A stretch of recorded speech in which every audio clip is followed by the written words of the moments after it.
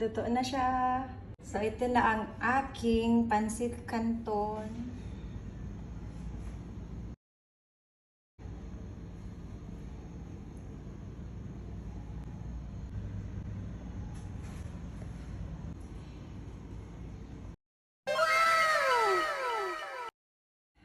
Luto na siya. So, ito na ang aking pansit canton. My own version of canton.